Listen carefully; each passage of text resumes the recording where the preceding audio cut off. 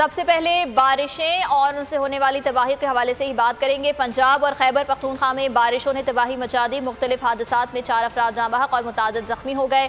गलियां, महल्ले, शाहराहें तालाब का मंजर पेश करने लगी। नाला लाई में पानी की सतह में इजाफा हो गया। गुजरात के इलाके जोपाला के करीब सेम नाले का मुतादिद देहातों को मिलाने वाला पुल टूट गया। एबटाबाद के अयूब मेडिकल कॉम्प्लेक्स में भी पानी दाखिल हो गया। दरियाए सवात में तुग़यानी की कैफियत पैदा हो गई। मुजफ्फराबाद वादी नीलम में सैलाब से 15 मकानात तबाह, जबकि 3 अफराद लापता हो गए। गरीबों के आशियाने उजाड़ गई, कई जिंदगियां निकल गई। चूनिया में छत गिरने से एक शख्स जान से गया, 15 अफराद जख्मी हो गए। गुजरावाला में करंट लगने से 6 साला बच्चा जान की बाजी हार गया। घर की छत गिरने से खातून जख्मी हो गई। गुजरात में भी छत गिरने से नौजवान मलबे में दब गया। गुजरावाला में बिजली की हाई वोल्टेज तारें गिरने से लाखों रुपए मालियत के जानवर जल गए। इस्लामाबाद, रावलपिंडी, लाहौर, सियालकोट, गुजरात, गुजरावाला, भावलपुर, झंग, गोजरा और खानपुर समेत दीगर इलाकों में तेज बारिश के बायस गली मोहल्लों में कई फुट पानी जमा हो गया।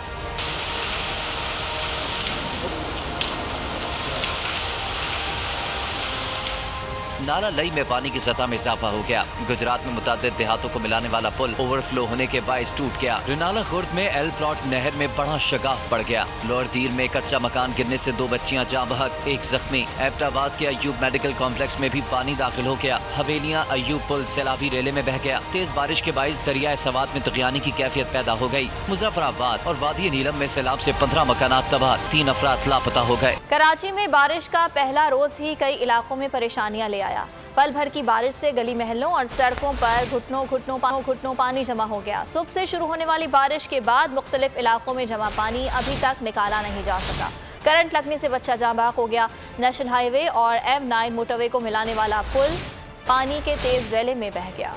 बारिश की बड़ी तबाही, शहरियों ने दी फिर से दुहाई। कराची में पीर की सुबह होने वाली बारिश ने सूबाई हुकूमत और बल्दियाती इदारों के दावों की कलई खोल दी। शहर कायद में होने वाली बारिश का पानी ताहाल गलियों और सड़कों पर मौजूद है। कोरंगी, मलिर, शाह फैसल, नाजबाद और नागन तमाम ही इलाके पानी में डूबे हैं। सिंध हुकूमत का अपना महकमा तालाब का मंजर पेश करने लगा। अभी तो शुरुआत है, कुछ भी नहीं है, पहली बारिश है। असल तो बारिश परसों से जिस तरह की पेशन गोई हुई थी, तो ये हाल है हमारा। आप देख रहे रोड का पानी जाम है, हर जगह कचरा घेरान है, सड़कें जाम है, ट्रैफिक जाम है, लोगों को बहुत मुश्किलात का सामना पड़ रहा है। स्टील टाउन के कब्रिस्तान में बारिश का पानी दाखिल। इसी हवाले से बात करने के लिए इस वक्त हमारे साथ मौजूद हैं DG मेट मोहम्मद रियाज और सीनियर तज्ज़ियाकार यास्मीन ताहा भी हमारे साथ मौजूद हैं। रियाज साहब, आपसे गुफ्तगू का आगाज करना चाहूँगा। बारिशों का कल पहला रोज था, मानसून का बाकायदा आगाज हो चुका है, कब तक ये स्पेल रहेगा? अभी यूँ तो 3-4 दिन रहेगा मुल्क के मुख्तलिफ हिस्सों में, जिस तरह यहाँ से पंजाब में, खासकर कश्मीर, पंजाब और अब उस समय KP के जो कुछ जिसमें खासकर मालकंड हज़ारा कोहिस्तान डिवीज़न है और मर्दान डिवीज़न, इनमें बारिश की चांसेस रहेगी। सिमिलरली ये साउथ पंजाब तक एक्सटेंड और सिंध के कुछ इलाकों में भी, और प्लस ये जाएगा बलूचिस्तान के, खासकर जो सदरन बलूचिस्तान है वहाँ भी बारिश की चांसेस रहेगी आगे आने वाले 2-3 दिन के दौरान। ठीक है, यास्मीन ताहा साहिबा, ये फरमाइएगा कि महकमा मौसमियात की जानिब से बहुत पहले से ये पेशगोई कर दी गई थी कि बारिशें होंगी और बहुत ज़्यादा बारिशें होंगी, गुज़िश्ता सालों से ज़्यादा बारिशें होंगी, लेकिन आप इंतज़ामात के हवाले से क्या कहेंगी? जिस तरह के इंतज़ामात किए गए, जिस तरह की तैयारियाँ की गई, एक ही बारिश में तमाम तर तैयारियों की कलई खुल गई। देखिए, हुकूमत मुख्तलिफ दावे करती रही है, सूबाई हुकूमत के हम इस बारिश में कोई परेशानी का सामना आवाम को नहीं करने देंगे, हम नालों की सफाई पे काम कर रहे हैं। लेकिन कल कराची में बहुत कम बारिश हुई है, उसके बावजूद शहर सैलाबी सूरत हाल का शिकार हो चुका है। इसका सिर्फ एक मैं मिसाल आपको ये दूंगी कि मेरा ताल्लुक रोजनामा साहब से है। मैं अपने दफ्तर नहीं पहुंच सकी, दफ्तर के बाहर एक दरिया बह रहा था जिसमें आधी गाड़ी डूब रही थी। ये इतनी सी बारिश में अगर आप इस तरह की सूरत हाल का सामना करेंगे तो अभी तो मानसून हुआ नहीं होना है। किस तरह से कराची के शहरी इसको गुजारेंगे? सारे कराची के शहरी अभी से उनको ये परेशानी है कि बारिशों में उनके साथ क्या गुजरेगी। इस पर पिछले साल का जो खौफ है वो उनके जहन में दोबारा तारी हो चुका है। हुकूमत वाकई संजीदा है, तो अभी थोड़ी सी बारिश ही हुई है, फौरी तौर पर अगर नालों की सफाई नहीं हुई तो कराची साल से भी बुरा मंजर पेश कर सकता है। ठीक, हमारे साथ ही मौजूद रहिएगा यास्मीन साहिबा। रियाज साहब, आपकी जानिब आना चाहूंगा, अगर कंपेयर किया जाए पिछले साल से इस साल की मॉनसून की बारिशों को, तो क्या समझते हैं आप, इस बार पिछले साल की निस्बत ज्यादा बारिशें होंगी?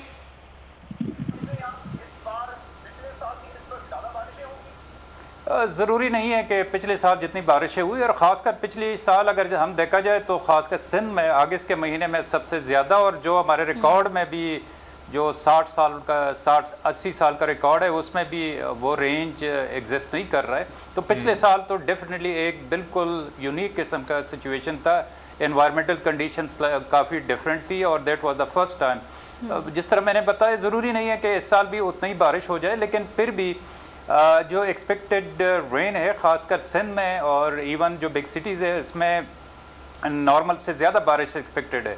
तो नॉर्मल से ज़्यादा बारिश का मतलब, और इसमें जो अर्बन फ्लडिंग की सिचुएशन है वो भी हो सकती है, क्योंकि जो मानसून सीज़न में जितनी भी बारिशें होती है कम वक्त के लिए बारिश होती है, लेकिन इंटेंसिटी ज़्यादा होती है, और वो ख़ासकर जो ड्रेनेज सिस्टम है उसके लिए प्रॉब्लमेटिक बन जाती है। तो इसीलिए मतलब वो प्रॉब्लम अभी भी रहेगी, इस साल भी ज़्यादा बारिश मतलब फ्लडिंग, अर्बन फ्लडिंग हो सकती है। जिस तरह भी कल तकरीबन ज़्यादा कुछ एक स्टेशन पे 30 मिलीमीटर रिकॉर्ड की गई, ज़्यादातर कम ही रिकॉर्ड हुई है, उसके बावजूद भी प्रॉब्लम हुई है। तो आगे भी आने वाला जो टाइम है, क्योंकि मानसून जुलाई है, आगे से अप टू सम एक्सटेंट सितंबर तक एग्जिस्ट करता है मानसून का जो पीरियड है, तो उसमें डेफिनेटली इस किस्म के हेवी स्पेल्स जो है वो आते जाएंगे, और उसमें अर्बन फ्लडिंग जो न सिर्फ कराची में बल्कि ठीक है रियाज साहब, अर्बन फ्लडिंग के हवाले से तो आपने बता दिया, लेकिन मुल्क में मजमूई तौर पर बारिशों की जो सूरत हाल है, ये आगाह कीजिएगा कि एबटाबाद की जो सूरत हाल है, कल हम उसकी फुटेजेस भी दिखा रहे थे कि वहाँ पर सैलाब से गली महल्ले किस तरह से मुतासर हुए हैं, पूरा शहर कैसे मुतासर हुआ है। तो अब ये सैलाब सिंध की जानिब बढ़ेगा, दीगर शहर और दीगर सूबे भी इसकी लपेट में आएंगे, तो सैलाब के हवाले से क्या पेशगोई की गई है, इस साल कितना सैलाब आएगा, और नुकसानात के हवाले से भी बताइएगा।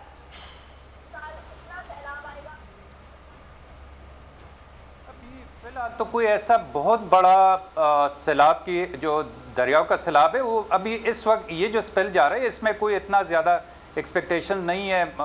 पानी का जो लेवल है वो मीडियम फ्लड तक जा सकता है, और जो कोई इतनी ज़्यादा प्रॉब्लमेटिक नहीं होता। इवन हाई फ्लड की भी शार्प पीक आ सकते हैं, लेकिन बहुत ज़्यादा कोई इस किस्म के एक्सेप्शनल हाई फ्लड की एक्सपेक्टेशन अभी फ़िलहाल नहीं है। लेकिन आगे चूँकि मानसून सीज़न है और उसमें एक्सपेक्ट कर सकते हैं कि रिवर्स के अंदर भी वेरी हाई फ्लड एक्सपेक्ट कर सकते हैं, उसमें बिल्कुल प्रोविजन। रियासत और फिर कौन कौन से इलाके हैं जो कि मुतासर हो सकते हैं इस हाई फ्लड से? एबटाबाद की है,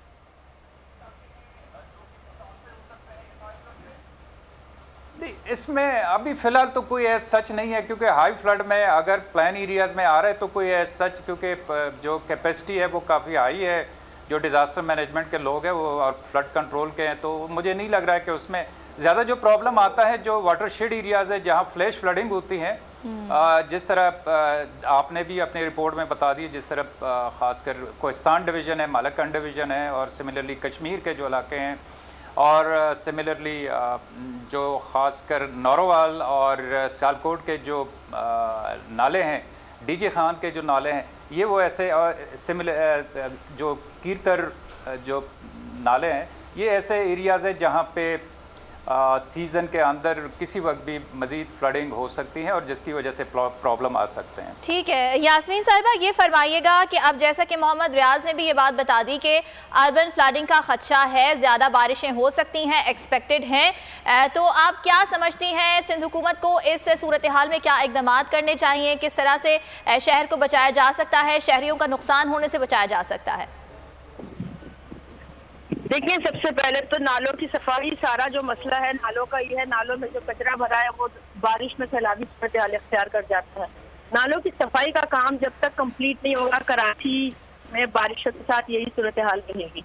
तो इस सूरत हाल में इसको संजीदगी का मुजाहरा करके हंगामी बुनियादों पर बिल्कुल इस काम को किया जाए, क्योंकि अभी तो पहली बारिश हुई है, अभी तो अगस्त तक, बल्कि उससे ज्यादा ये सिलसिला जारी रहेगा।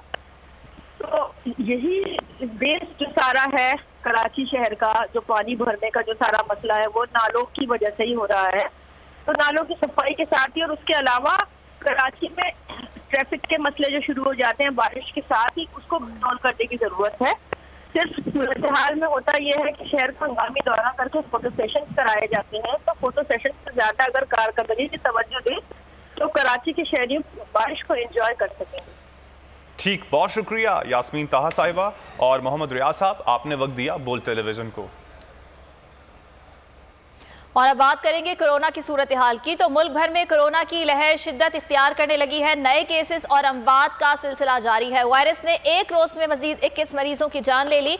1590 नए मरीज सामने आ गए। गुज़िश्ता 24 घंटों के दौरान कोरोना केसेस के मुस्बत आने की शरह 3.63% रही। कातिल वबा के बायस मुल्क में 43,790 टेस्ट किए गए। सरकारी पोर्टल के मुताबिक कोरोना से मजमूई अमवात 22,618 हो गई। मुल्क भर में कोरोना के फाल केसेस की तादाद 38,622 है। 24 घंटों में 670 मरीज कोरोना से सेहतयाब हुए। डेल्टा वेरिएंट पाकिस्तान में जोर पकड़ने लगा है। रावलपिंडी में डेल्टा के बायस पहला स्मार्ट लॉकडाउन लगा दिया गया। वेरिएंट से मुतासरा मरीजों के घर के बाहर पुलिस तैनात की जाएगी। लॉकडाउन 22 जुलाई तक नाफिजुल अमल रहेगा।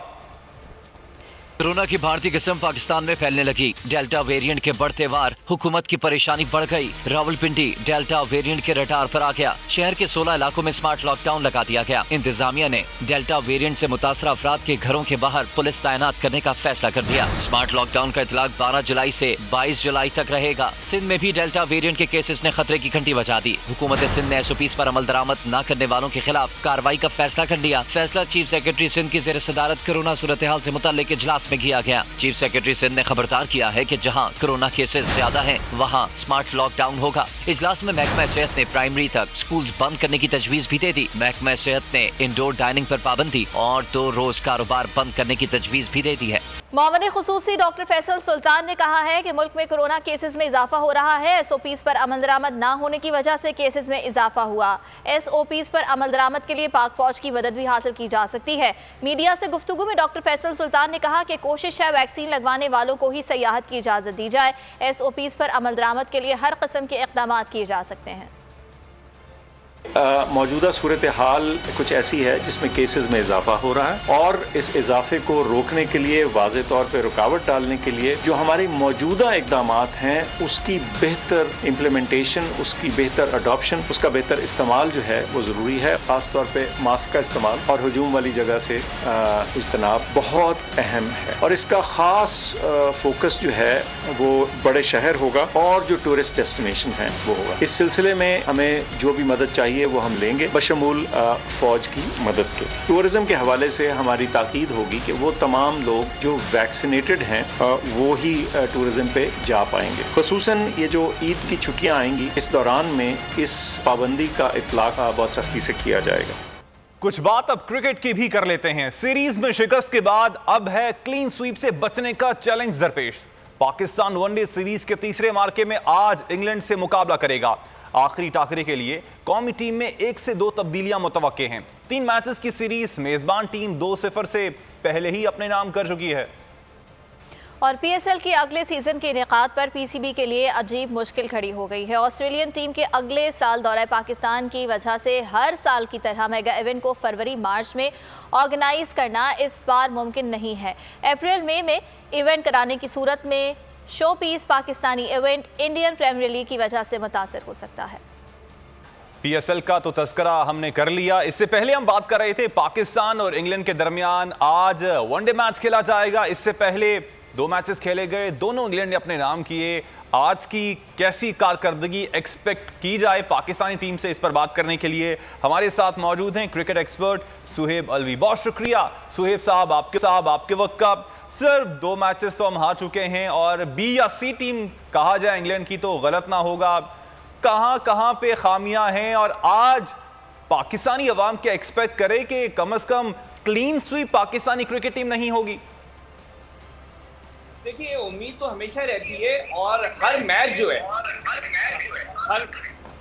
जो है वो एक स्पेशल मैच होता है क्योंकि उस दिन की कंडीशंस, उस दिन कौन खेल रहा है, उस दिन किसका फॉर्म लग गया, किसका कैच ड्रॉप हो गया, कहाँ चांस मिल गई। तो इसलिए जो भी पिछला मैच होता है उससे इतना फर्क नहीं पड़ता। हाँ, ये ज़रूर है कि पिछले मैचेस से ये पता चल रहा है कि जो पाकिस्तान टीम शुरू में खुश हो रही थी सीरीज होने से पहले कि इंग्लैंड की फर्स्ट 11 पूरी निकल गई है, आज पता चला कि खैर पता तो पहले भी था इस वजह से कि विंस, मलान, स्टोक्स ये तो खेल ही रहे थे और ये इंग्लैंड की तरफ से बहुत अच्छा खेल चुके हैं और ये लोग होम ग्राउंड पे खेल रहे हैं, तो कुछ तो एक्सपेक्टेड था। ऐसा नहीं था कि आप बिल्कुल वाइट वॉश कर देंगे, लेकिन जिस तरीके से वो आगे आए मेरे ख्याल में उन्होंने इतना अच्छा नहीं खेला है जितना पाकिस्तान ने बुरा खेला है। और पाकिस्तान अपने वक्त में इसी टीम के साथ टॉप टीम्स को हरा चुकी है इंग्लैंड में ही, अगर 2019 का वर्ल्ड कप भी उठा लें हम, तो इस वजह से मेरे ख्याल में हुआ ये है कि पाकिस्तान टीम जो है बगैर ज़्यादा गेम अवेयरनेस के खेली है। और आई थिंक कोचेस की इस वक्त सबसे बड़ी ज़रूरत ये है कि पाकिस्तानी प्लेयर्स को कॉन्फिडेंस दें और कॉन्फिडेंस के साथ ये कहें कि भाई तुमने 50 ओवर खेलना ही, अभी भी जहन में 20 ओवर खेलने बैठे हुए। दूसरा ये है कि देखें पाकिस्तान की टेक्निक्स, पाकिस्तानी बैट्समैन जो हैं उनकी टेक्निक हमेशा से फ्लॉड रही है। यहाँ पे वो ज़्यादा एक्सपोज हो गए हैं बिकॉज जाहिर बात है उनके पास टीम प्लान था, उनके पास वो बॉलर्स हैं जो एक्सप्लॉइट करते हैं। हमारे पास जो बल्लेबाज हैं वो 70-80% of the time leg side पे उठा के मारना चाहते हैं, जिसको देखो वो छक्के चौका उसकी तरफ कर रहा है, तो उनका गेम स्ट्रोक प्ले इतना डेवलप नहीं है। वो अगर ऑफ स्टंप की भी गेंद होगी तो वो चाहेंगे इसको लेग पे मारो, जब तक बिल्कुल ऑफ स्टंप के बाहर नहीं होगी जब तक वो नहीं करेंगे। अब अगर आपके पास बाउंसर आ रहा है और ऑफ स्टंप के ऊपर आ रहा है, आप फिर भी उसको लेग पे मारने की कोशिश करेंगे, आप टच करके ऊपर से फाइन थर्ड मैन के ऊपर नहीं निकालेंगे या स्क्वायर कट नहीं करेंगे ओवर पॉइंट। तो यहाँ पे प्रॉब्लम्स हो रही हैं, वो बार बार पाकिस्तानी बैट्समैन को लेग साइड पे आउट कर रहे हैं और या यॉर्क्स में आउट कर रहे हैं बिकॉज इनका इतना बड़ा गैप हो जाता है बल्ले और पैड के बीच।